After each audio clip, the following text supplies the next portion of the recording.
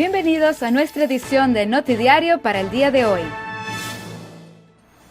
La Oficina de Impuestos reportó la entrada más alta que se conoce en la recolección del impuesto sobre la venta OV para el mes de enero del 2022, debido a las ventas que se realizaron en el mes de diciembre del 2021. También se supo que la entrada en el impuesto que se retiene sobre el salario de los trabajadores disminuyó.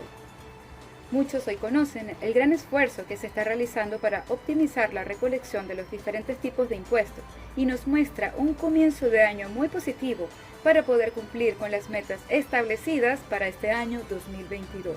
Así fue anunciado por el ministro de Finanzas.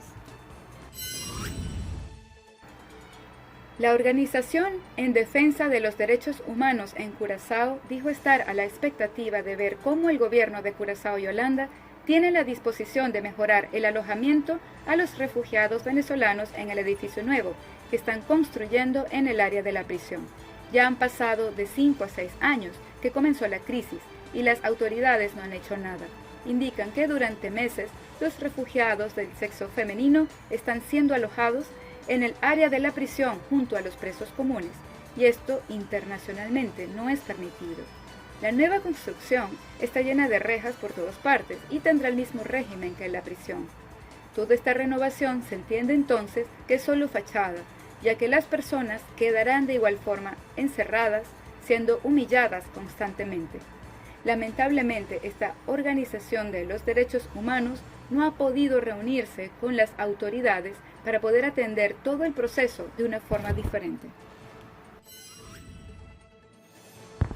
Durante el fin de semana ha sido publicado en un website holandés información muy detallada del caso del robo de los 600 kilos de cocaína que fueron extraídos de una estación policial.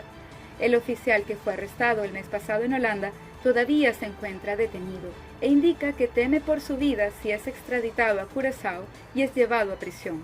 Como ya se sabe, el robo sucedió la noche del 13 al 14 de octubre del 2018, cuando un grupo de personas entró al depósito en donde se encontraba la droga y lograron sustraerla con la complicidad de aquel agente de policía. Y ahora, nuestras noticias internacionales. Una señal de distensión por parte de Rusia. El gobierno de Vladimir Putin ordenó el martes la retirada de algunas unidades militares desplegadas cerca de la frontera con Ucrania. Las unidades de los distritos militares sur y oeste, que ya han concluido sus tareas, comenzaron a cargar en medios de transporte ferroviarios y por carretera y hoy empezarán a regresar a sus cuarteles. La noticia fue recibida con entusiasmo por las autoridades ucranianas. Hemos conseguido evitar una nueva escalada de Rusia junto con nuestros socios. Hoy ya estamos a mitad de febrero y se puede ver que la diplomacia sigue funcionando. El Kremlin no especificó cuántos de los más de 100.000 soldados desplegados en la frontera serán los afectados por la medida.